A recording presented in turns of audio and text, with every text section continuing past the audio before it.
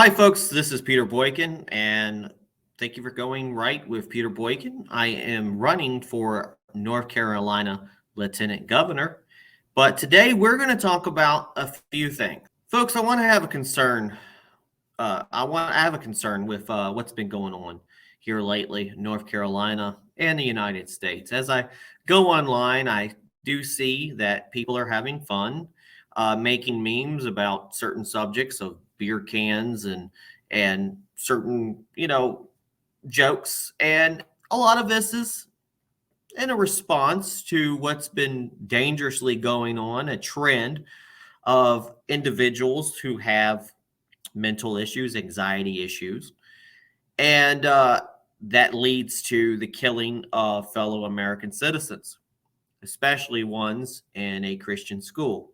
Have you seen? So the outrage is there. But I have to remind people that individuals did this. Individuals did this. And while we complain about that, which we should have more complaining about that, we ignore other things going on, as in Donald Trump being arrested. I was going to do a whole podcast on that, but everybody knows about that. Time has passed. But we have a lot of concern with these types of things going on.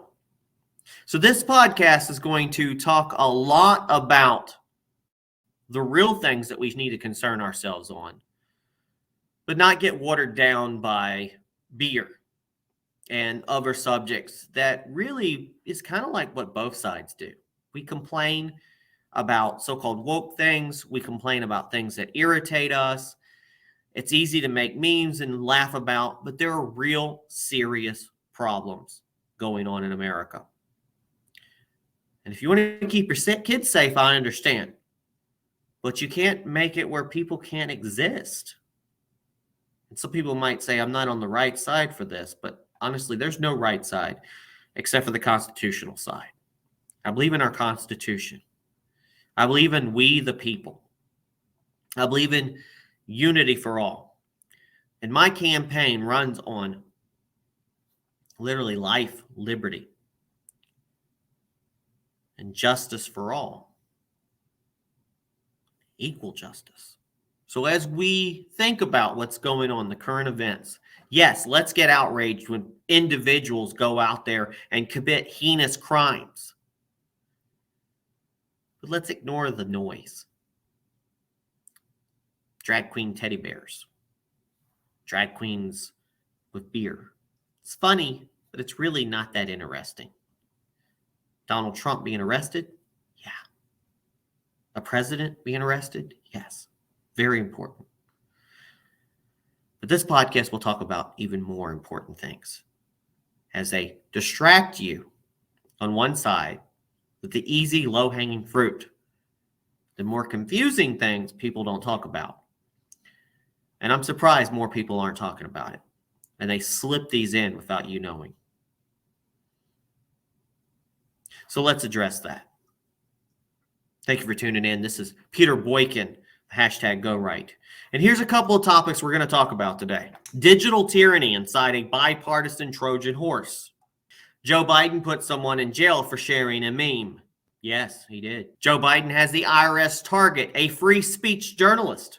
TikTok to be banned potentially, but what about all the other apps? Artificial intelligence deemed dangerous as Elon Musk and other experts ask for a 6-month pause on AI advancement. We got that and a lot more. But isn't all of this better and more important than some transsexual in a beer can? Come on, you got to think about that. Now I think it's time for us to go right. We'll be right back with Go Right News. You can follow us on GoRightNews.com for more information. Hi, fellow patriots. This is Peter Boykin from #GoRight. Share this right now. Time to go right.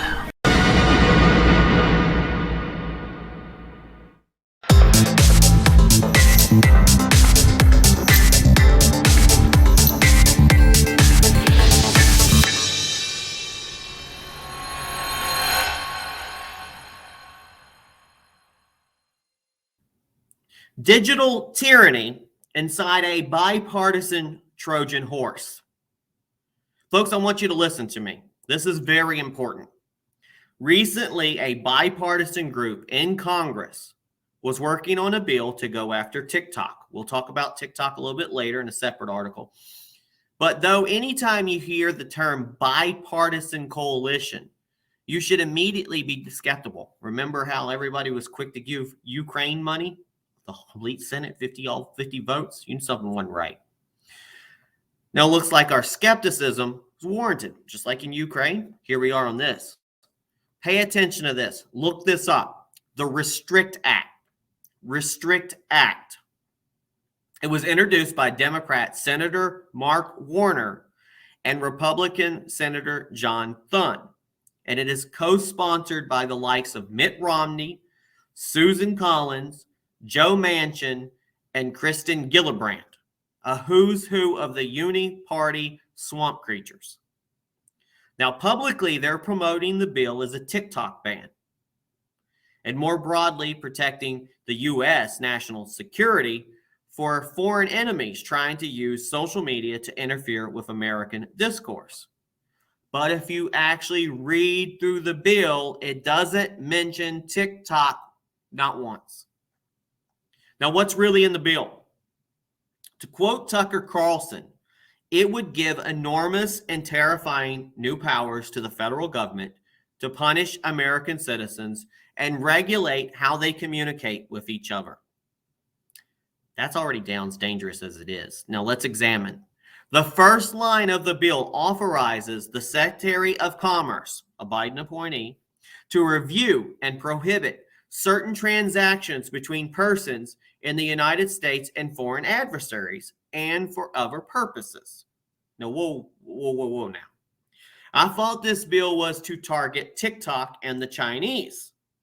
Now, why are U.S. citizens mentioned in the very first line? Because they're coming after you. They're coming after you. They're coming after me. Donald Trump is right about that. They're trying to go through us all. They're coming after us. Now, these quote-called transactions include any acquisition, importation, transfer, installation, dealing with, or use of any information and communications technology product or service. So any communication throughout the world. I article a little bit. I thought one of the best things of having the internet was to be able to interact with people throughout the whole world, to be able to bring world peace through communicating with people and realizing that the whole world is out there, and that we do have a lot more familiarity with people. They're no longer the foreign person we don't know. We have to deal with the media to go over there and kind of put whatever. We put faces. We know people from overseas. So this bill is kind of going to hurt with that. Now, the transactions, it's intentionally broad. The broader the language, the more leeway they have to abuse it. I mean, that is why it's so precise in our Constitution. That's why our Second Amendment says, shall not be infringed. If they didn't put things like that in there. The language is super important. Why do you think the liberals worry about grammar so much, right? Now, in fact, under this bill, the Secretary of Commerce is giving broad new powers to, quote, enforce any mitigation measure to address any risk to our national security. And I know we want to keep our national security in check. It's kind of like the Patriot Act, after 9/11. What do we give up to keep ourselves safe? So what more are we trying to give up? Now, what risks are they seeking to mitigate?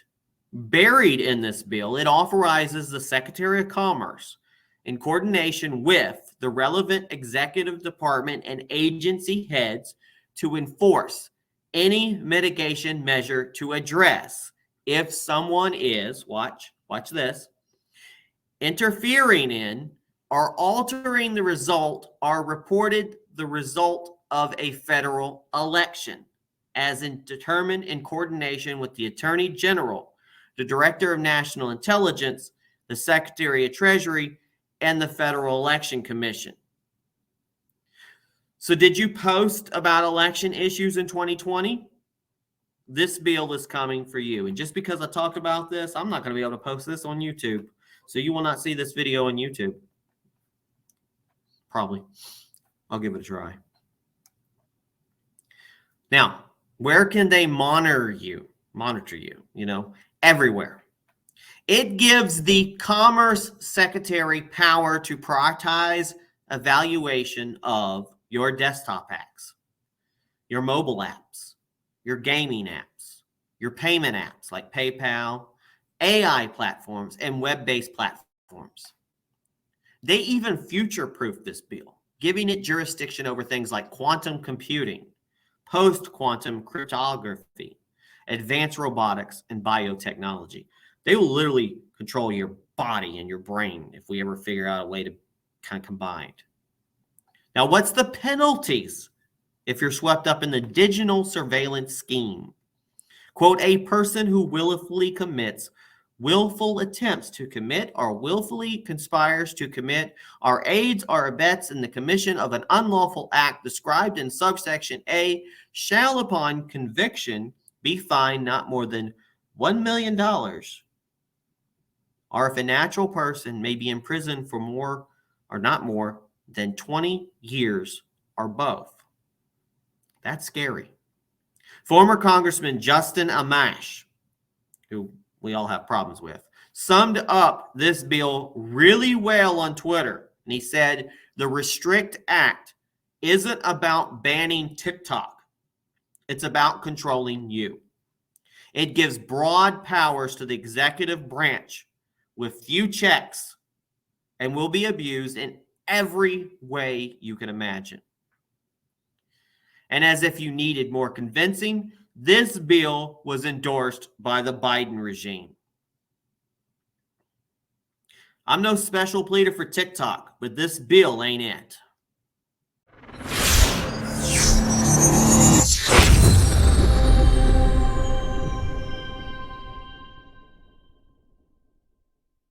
And for the international order that we have worked for generations to build. Ordinary men and women are too small-minded to govern their own affairs. The order and progress can only come when individuals surrender their rights to an all-powerful sovereign. And for the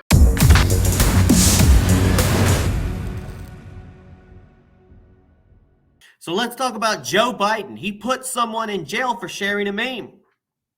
We were just talking about the Restrict Act. We were talking about the bold powers an executive can have with a Restrict Act. But Joe Biden put someone in jail for sharing a meme. A man named Douglas McKay has been found guilty of election interference for posting a meme on Twitter during the 2016 election. McKay was a pro-Trump, self-described American nationalist with over 50,000 followers on Twitter, where he went by the moniker Ricky Vaughn. I think I've spoke to this guy. In 2016, McKay jokingly posted a meme on Twitter encouraging Hillary Clinton voters to cast their vote by text. Quote, avoid the line, vote from home, text Hillary to 59925. Everybody knows these are jokes. But he got in trouble. It's kind of like saying, hey, Republicans, vote on November 4th. Democrats, vote on November 5th or whatever. It's a joke. Anybody in their right mind, do their own research. They know it's a joke. Now, the charges is the Department of Justice alleged McKay carried out a scheme to deprive individuals of their constitutional right to vote. McKay argued that he was simply trying to create a viral, funny meme. He also pointed out that Democrats were circulating similar memes, but were not facing penalties for it. Double standard, sounds like it normally. Now, the Department of Justice was not able to find a single voter who claimed they were deprived of their right to vote due to McKay's tweet. Now, the verdict. And here's why. A New York City federal court found McKay guilty of conspiring to deprive Hillary supporters of their right to vote. Now, his sentencing is scheduled for August 16th of 2023, and he could face up to 10 years in prison. And his lawyer says they plan to appeal the ruling. If you go ahead and put this Restrict Act we were talking about in, yeah, it's going to be worse than that. Now, you might be wondering, Why does this title of this article, why do we blame Biden for putting McKay in jail? Because despite this happening in 2016, the Department of Justice didn't arrest him until January 27, 2021, 1 week after Joe Biden became president. That's not a coincidence. It's just like how Donald Trump gets in trouble for something that happened 7 years ago. It's all political theater. It's going after political prisoners. Why do you think they treat January 6th prisoners differently than the BLM or the left who took over certain areas, the people in Chaz who took over? Because it's political theater. Pay attention, folks. The source of this: Politico, Post Millennial, and the Eastern District of New York.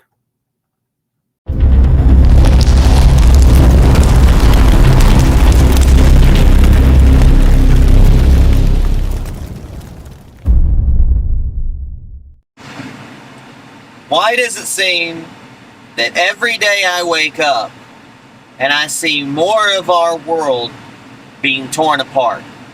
I'm starting to feel like Paul Revere, where I'm basically waking up everybody and saying, the bullshit is coming, the bullshit is coming, the bullshit is coming. Stay strong, everybody.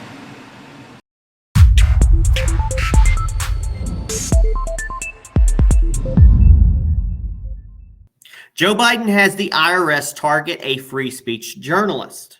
Okay, folks, we talked about how Joe Biden sent somebody to jail for a meme. We talked about the Restrict Act, how it could jail you for talking about elections. So the federal government sent IRS agents to visit independent journalist Matt Taibbi's home on the same day he happened to be testifying at the Republican-led House Select Subcommittee on the weaponization of the federal government. Isn't that ironic? Matt Taibbi famously offered some of the Twitter Files reports, which exposed how the federal government was colluding with big tech to censor American citizens, suppress the Hunter Biden laptop, and silence the sitting president at the time, Donald Trump. Now, the details. Taibbi, I might not be pronouncing his name right, but Taibbi, Taibbi, just for the record, revealed that on March 9, 2023, the day he voluntarily testified before Congress, IRS agents made an unannounced visit to his New Jersey home. I wonder if those are those IRS agents with the guns, that they're teaching, the IRS agents to somehow be their own army.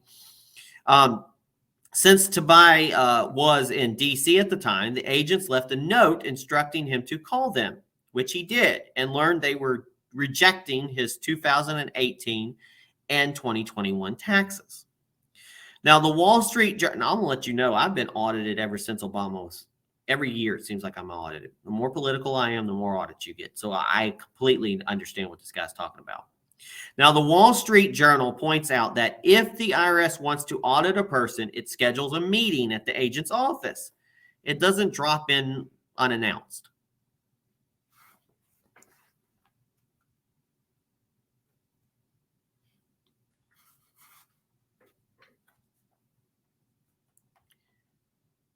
Now, Senator Ted Cruz reacted on Twitter. He said, "This absolutely stinks to high heaven. The IRS has a troubling history of targeting the political enemies of Democrats. The IRS should never be in the business of harassing the American people."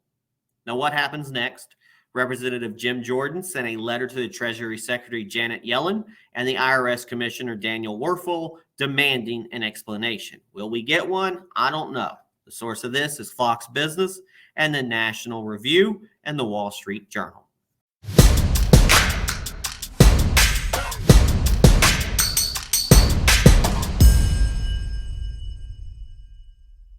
Let me burst your bubble, all right? China also owns Spotify, Reddit, Snapchat, and Nancy Pelosi's. Ta-ta. But sure, bitch about TikTok while living in your mom's basement, scratching your balls. What data? What data? Oh, little Timmy from Georgia spends 60% time bitching, 30% on corn, and 10% flicking booger and sniffing ass. What data? Wake up. Think with your own obese brain. Why haven't you heard? Morgan Stanley, Visa, Blackstone, and Ford bow down to China. Why haven't you heard? The real dance behind it all. But sure, TikTok dance is a national threat.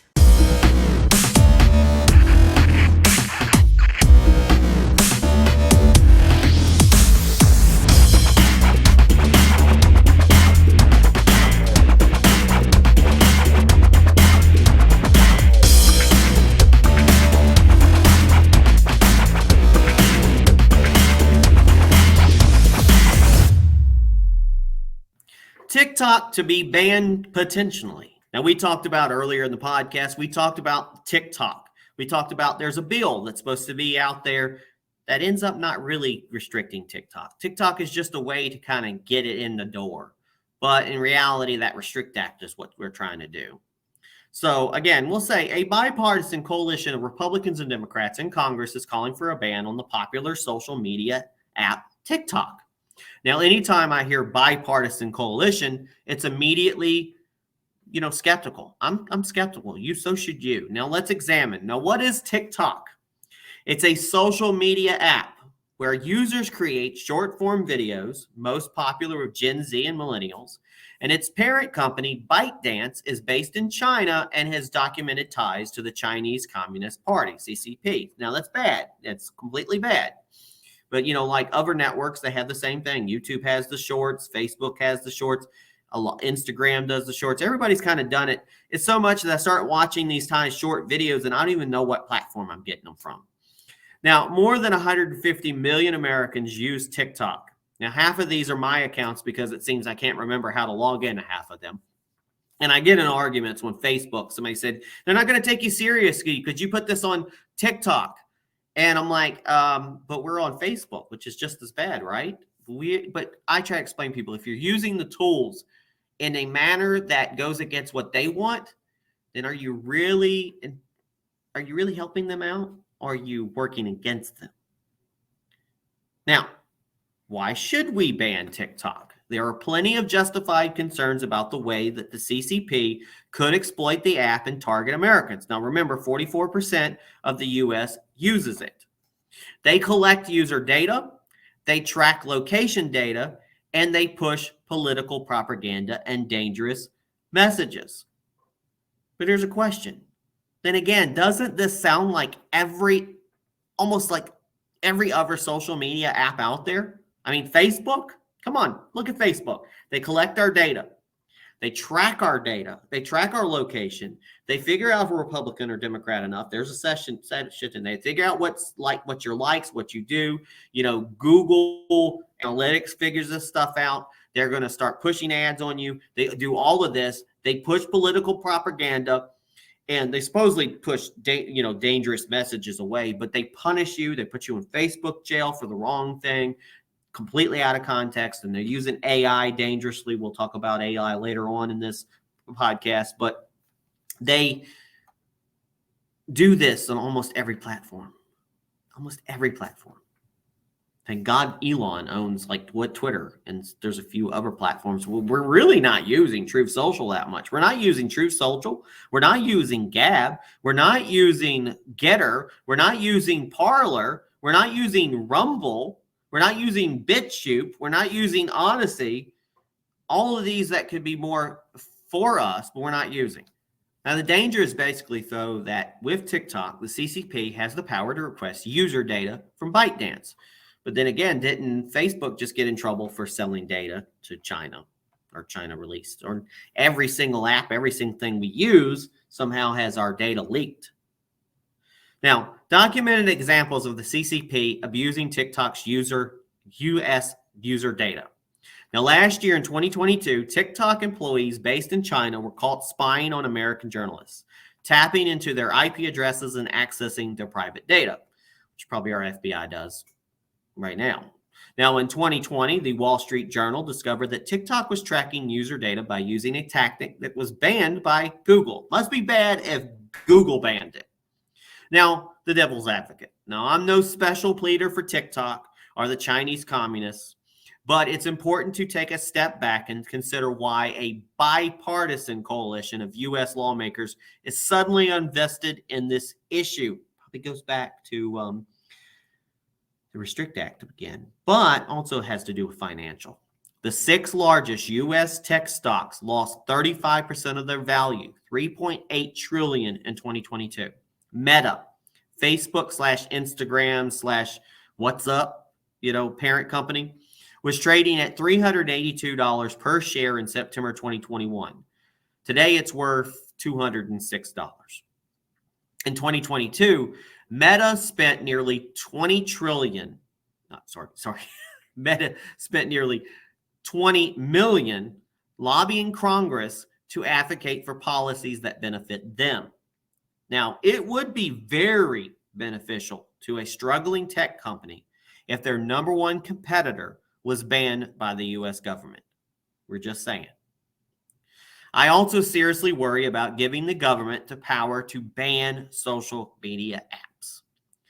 Is it very close to being unconstitutional, since it is the government interfering with our free speech? Think about it. Source of this: Breitbart, Wall Street Journal, my personal opinion, Guardian, Statistica, and the Morning Star.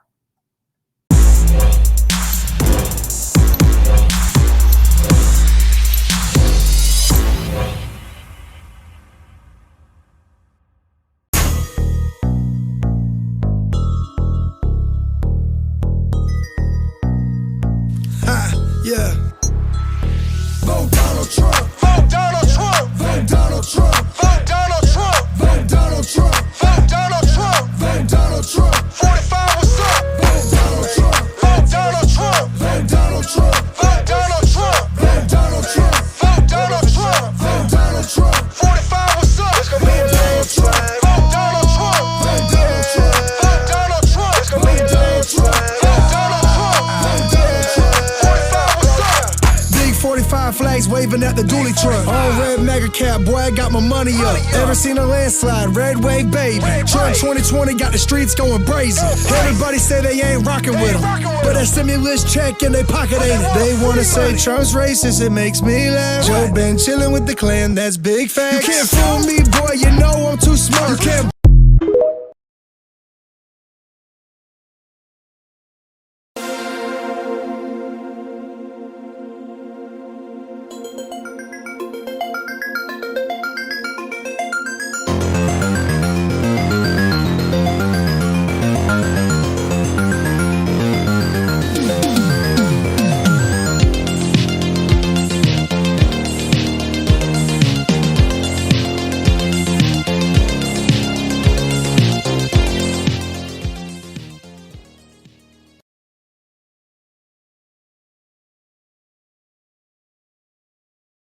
Artificial intelligence deemed dangerous as Elon Musk and other experts ask for a 6-month pause on AI advancements.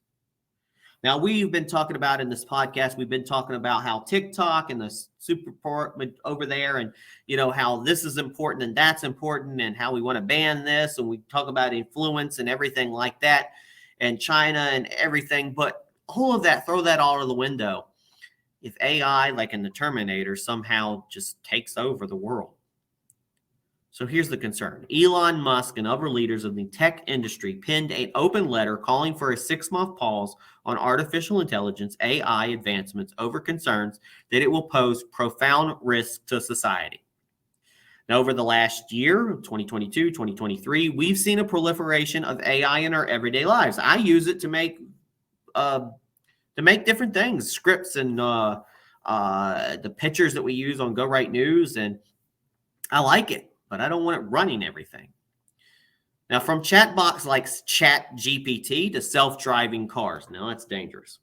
Now, let's talk about the letter. Now, who signed it? Over 1,000 experts in tech, including Elon Musk, Sam Altman, the CEO of OpenAI, which powers ChatGPT, Sundar Pichai, CEO of Google, Satya Nadella, the CEO of Microsoft, Steve Wozniak, the co-founder of Apple, and many more. Now, what are they worried about? Their letter, which warns that AI can pose profound risks to society and humanity, touched on several areas where they see immediate risk. Now, fake information. Now, should we let machines flood our information channels with propaganda and untruth? We're talking about TikTok. Now, for example, have you seen the fake AI-generated images of Trump being arrested? Should we let that be filled? What can we figure out the difference between AI and stuff? Like right now, AI is not really good with, like, they do extra sets of teeth. They don't know how many fingers and stuff we have. But it's getting better and better, folks. We have that deep, you got the deep technology where they can make your images you can't figure out. And you can, it's getting better and better. Technology is. We won't know what's the difference between reality and a simulation. Now, job loss.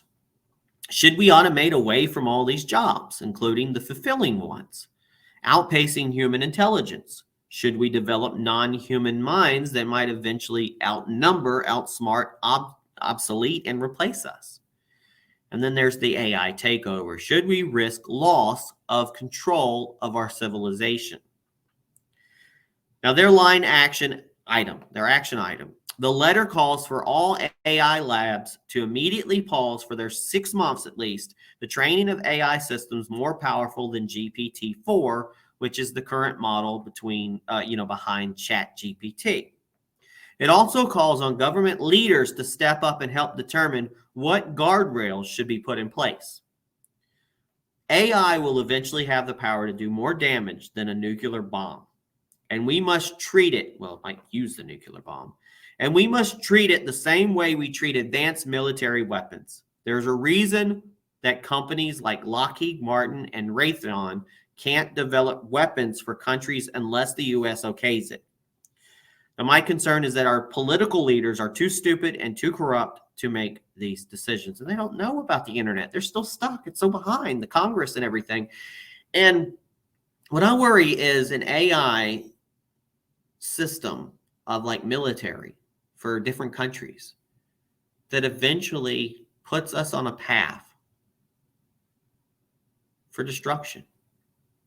So are these AI smart enough to not destroy each other? Will they predict that the best way to stop war and save American lives is to not fight? Maybe they lock us out of our weapons. Maybe they destroy our weapons. Or maybe they do the opposite and decide that destroying us is the way out. We don't know. The source of this is Future of Life Institute and Newsmax.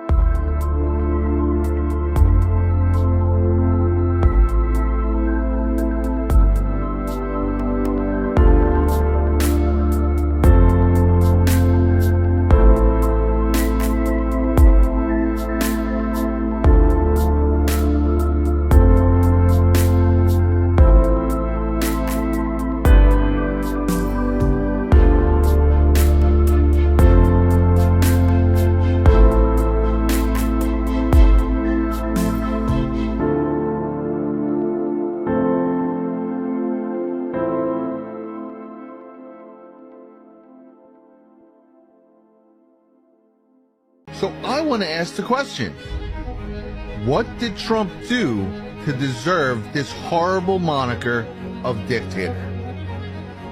Was it lowering taxes? Yes, even for the poor and middle class. Was it the endless regulations he cut? Was it small businesses who were freed up because of those endless regulations? Maybe it was ending and starting the process to end the forever wars in the Middle East. Or perhaps it was the thousands of troops he had brought home first. Hard to send billions of dollars overseas when you don't have wars going on. And speaking of sending our tax dollars overseas, could it have been him also lowering funding to unelected governing bodies who attempt to dictate policy to the United States like NATO, the UN, and the WHO? Or was it the Opportunity Zone programs for impoverished neighborhoods? Surely dictators love helping the poor. Was it giving low-level nonviolent inmates a second chance? Or fixing mandatory minimums? Maybe it was when he launched a worldwide effort to stop persecution of gays. Or appointing multiple gay ambassadors, or the first openly gay cabinet member. Perhaps it was deporting MS-13, or protecting our borders. Or his endless crusade against human and child trafficking. Maybe it was because he appointed more women to his cabinet than any president before. In comparison to Biden's firing of all federal employees who didn't comply with his mandates, talking over and over about banning guns and calling his political opposition literal terrorists, but Trump's policies are blatantly those of a dictator. All those manufacturing facilities he brought back, giving the poor a chance to escape poverty again, very dictator-like. Or maybe it was evening out our suspiciously lopsided trade tariffs. Or getting our soldiers' remains back from North Korea. Was it stopping the threat of nuclear annihilation from North Korea? Or when he gave musicians the right to their songs back so they couldn't be screwed by the music industry anymore? Could it have been approving terminal patients the right to try experimental procedures? Was it the record highs in our stock market, getting Big Pharma to match low prices abroad, or reaching energy independence for the first time in 50 years? What was it? He brokered peace deals all over the Middle East, recorded some of the lowest unemployment numbers in the history of this country. He kept gas in the $2 range and had next to no inflation for his entire 4 years in office. Donating his salary to different organizations every single quarter he was in. Once fighting opioid addiction, once fighting alcoholism, restoring national parks, and on and on. Every bit of this for free. And the whole time while being beaten down by the press, slandered in the media, and bogged down with phony impeachments, and now proven illegal investigations spawned by Hillary Clinton. He was in for 4 years, and he didn't do the horrible things they made you believe he was gonna do. And when you actually read the things he did do, every other policy freed up the American people. How could you call him a dictator? And all while currently sitting idly by while we watch the formation of a real dictator.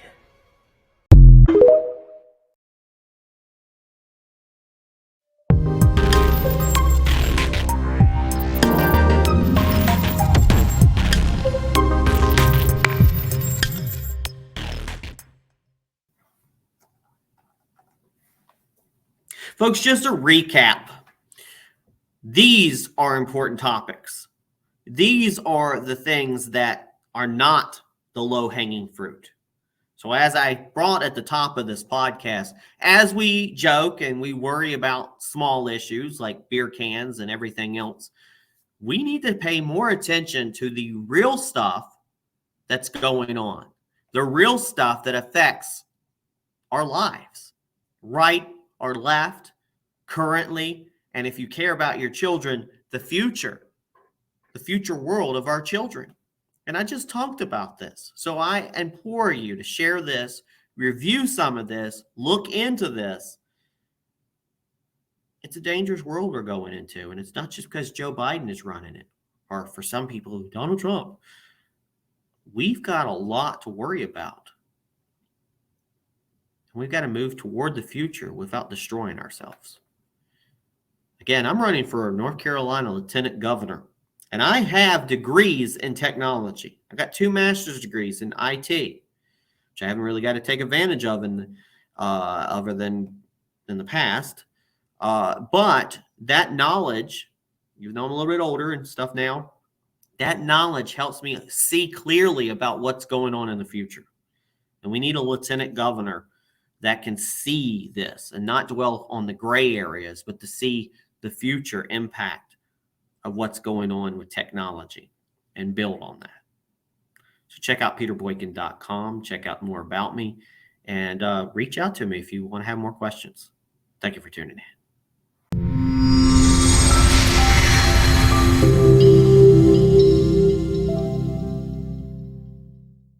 Hi, folks. This is Peter Boykin. I am a conservative. I want to conserve our Constitution. I want to conserve our country. I want to conserve our way of life. I want to conserve our freedom. The principles of life, liberty, and justice for all. This is what makes our country what it is. So yes, I am a conservative. For some, I might not fit your definition, but that's the point. It's your definition, not mine. Life, liberty, justice for all. The power of one becomes the voice for many. Hashtag Go Right with Peter Boykin. To be a Republican and in the Republican Party. Hey folks, this is Peter Boykin and I'm running for Lieutenant Governor of North Carolina. I'm out here driving in the country, doing a little campaigning, and stopped upon this really nice farm with these really cool horses over here. Just wanted everybody to see while I'm out the wonderful country in North Carolina that we have. And I want to protect that as your North Carolina Lieutenant Governor. Vote for me in the coming election and primary. You can check out more about me at peterboykin.com. And every chance you get, go out in North Carolina and enjoy the scenery, especially in the better times of the years. God bless everybody.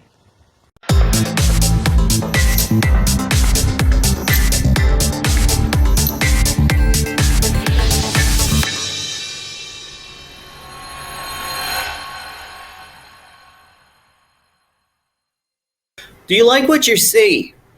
I will be running in 2024, and I'll need lots of support. The website is peterboykin.com. That's peterboykin.com, and it's updated. I plan to run a clean campaign as we will have a lot of candidates running, and I just hope that money doesn't continue to decide who runs things in Raleigh or D.C. Our government should be ran by the people, and mainly by those like myself who can understand the everyday struggles of its citizens. Win or lose, I cannot just sit on the sidelines and comment. Running is activism. So if you have or you like the content that I've put out in the past, please help me towards the future.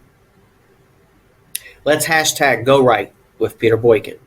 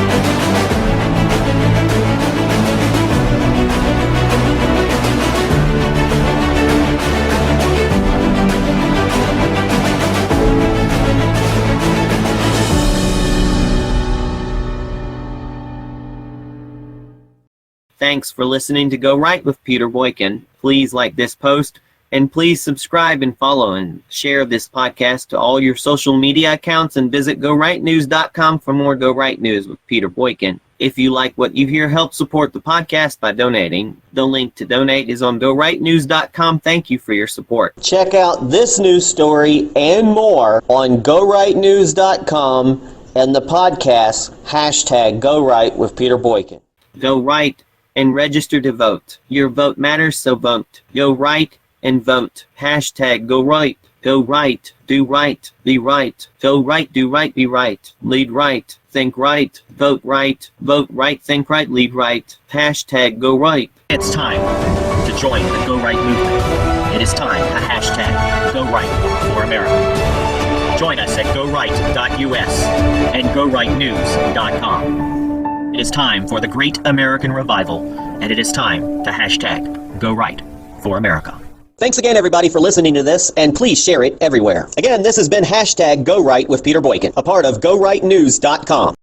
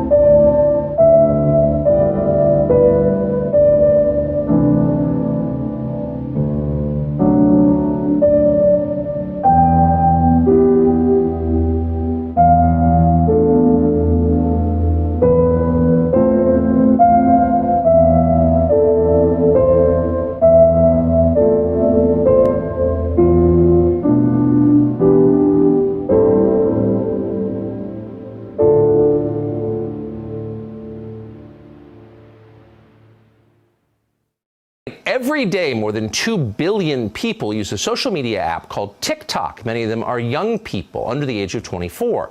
If you had kids, you probably know already how TikTok works. TikTok lets users upload short videos. Usually they're under 30 seconds. What's interesting is that the content of these videos varies a lot depending upon what country you're in. If you're in China, where TikTok is headquartered, you tend to get more educational content. But if you live in this country, you get an awful lot of filth and propaganda tailored for kids. We're not guessing about this. We ran an experiment to prove it last summer. Watch.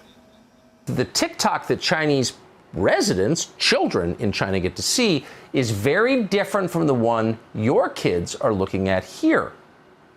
Now, in China, where TikTok is known under a different name, videos like these are very common. Watch. Legends never die. They become a part of you.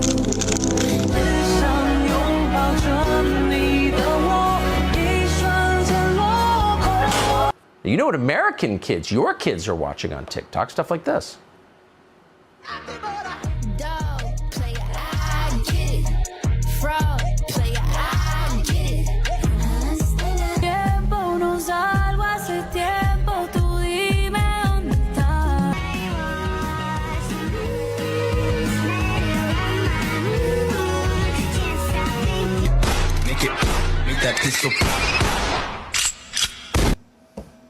Well, that's kind of weird. Can you see what's going on here? Well, China does. They run TikTok, and China knows if you want a productive society that extends beyond, say, next week, you teach your kids about hard work and creativity and personal responsibility, respect for authority. But if you want to destroy a society, you funnel a ton of garbage to kids about gender ideology and twerking. As the account Libs of TikTok has documented extensively, that's exactly what TikTok is doing here. There's a whole genre of videos of teachers boasting about indoctrinating kids. I have had multiple students come out to me, not just with their sexuality, but also with their gender identity. It's one of the reasons I think it's so important to be out and loud and proud. I teach my elementary school students about gender identity. Some people are girls, some are boys, some are both, some are neither. I might tell this kid, we do have a flag in the class that you can pledge your allegiance to. And he looks around, he goes, oh, that one? So it goes without saying that net, as they say, TikTok is not a positive influence on American society. And right now, in response to criticism of TikTok, China's government and the company itself are doing the same thing they did when they responded to allegations of a lab leak in Wuhan. They're saying anyone who raises questions is a racist. And they're doing that everywhere across the media. And they can because a lot of the news that you consume is paid for by TikTok. Politico, a completely ideologically corrupt organization out of Northern Virginia, has a so-called playbook that is sponsored by TikTok every other week. CNN, meanwhile, just put its tech reporter on the air to inform you that criticizing TikTok opens up Chinese Americans to, quote, hate and violence. If you criticize TikTok, you're killing Asian people. So, confronted with all this, you might support efforts in the Congress right now to ban TikTok altogether. And a lot of people do, not just on the right, but also on the left, which is kind of interesting. This is one of those weird moments where there's, or appears to be, some kind of bipartisan consensus. And that alone might want to make you pause for a second. If everyone in power is saying the same thing, is it really a good idea? Let's take a closer look. And again, this is not a defense of TikTok, merely an acknowledgement of what's actually happening in Washington right now. So one of the bills that would ban TikTok is being pushed, as we said, by senators in both parties. It's called the Restrict Act. Mark Warner of Virginia and John Thune of South Dakota, Democrat and Republican, introduced this legislation. Now, the bill is ostensibly about protecting American national security and ending, quote, foreign adversaries from interfering in our elections through apps like TikTok. Because, of course, election interference by Twitter and Facebook is no problem at all. But election interference from TikTok is totally unacceptable. Okay. But in reality, and you should know this if you're opposed to TikTok, as we are, this bill isn't really about banning TikTok. It's never about what they say it is. Instead, this bill would give enormous and terrifying new powers to the federal government to punish American citizens and regulate how they communicate with one another. For example, the bill would regulate, quote, certain transactions between persons in the United States and foreign adversaries. Now, what's a foreign adversary and who gets to decide? Oh, well, the Secretary of Commerce and the DNI, not the Congress, get to decide what foreign adversaries are. Well, that ought to trip a switch in your brain. And then the transactions with foreign adversaries would include, quote, any acquisition, importation, transfer, installation, dealing in, or use of any information and communications technology product or service, including ongoing activities such as mandated services, data transmission, software updates, repairs, or the provision of data hosting services. Well, that's pretty broad. Under this bill, if you engage in any of that with a so-called foreign adversary, as determined by, in this case, the Biden administration, that would allow the Secretary of Commerce, Gina Raimondo, and the Director of National Intelligence, Avril Haines, to decide whether you're acting in the, quote, interest of a foreign adversary. Again, that's another term that the executive branch, the Secretary of Commerce, gets to define without the interference of Congress. So if the Biden administration decides that you're doing this, then the Secretary of Commerce can then enforce, quote, any mitigation measure to address any risk arising from any covered transaction with any person or with respect to any property subject to the jurisdiction of the United States. These covered transactions can involve, quote, current, past, or potential future transactions. And the mitigation measures include, but are not limited to, throwing American citizens in prison for 20 years. Think about that for a minute. So you would be allowing the executive branch, the Biden administration, to regulate speech on the internet. And if you are somehow involved with a, quote, foreign adversary, or let's say you oppose the war against Russia, you go to prison for 20 years. So this isn't about banning TikTok. This is about introducing flat-out totalitarianism into our system. Now, just because TikTok is so unappealing, just because it's a creepy, low-IQ Chinese plot designed to make our kids trans, and it is, that does not mean that the people trying to ban TikTok have your interests in mind. Oh, it definitely doesn't, or America's. Keep in mind, these are exactly the same people who drained our strategic petroleum reserve and, in fact, promote China at every turn. Now they're telling you they're against China. They're not. This is not an effort to push back against China. It's part of a strategy to make America much more like China, with the government in charge of what you read and see, and with terrifying punitive powers at their fingertips. Now, we've seen this before from the national security state again and again. Confronted with a foreign adversary, for example, after 9/11, the federal government uses the opportunity to expand their police powers over the American population. And they do it under false pretexts, and they do it quickly by whipping people into a panic. Usually that's rooted in some truth. TikTok is bad, sure. Al-Qaeda was terrible, of course. But these measures are not aimed at stopping the foreign threat. They're aimed at controlling the American population, and they rush it through. And they do it so quickly that no one ever explains how exactly does this preserve American national security. Now, according to Sandy Cortez, we really quote her, Congress has not even been briefed on any of this. Watch. Usually when the United States is proposing a very major move that has something to do with significant risk to national security, one of the first things that happens is that Congress receives a classified briefing.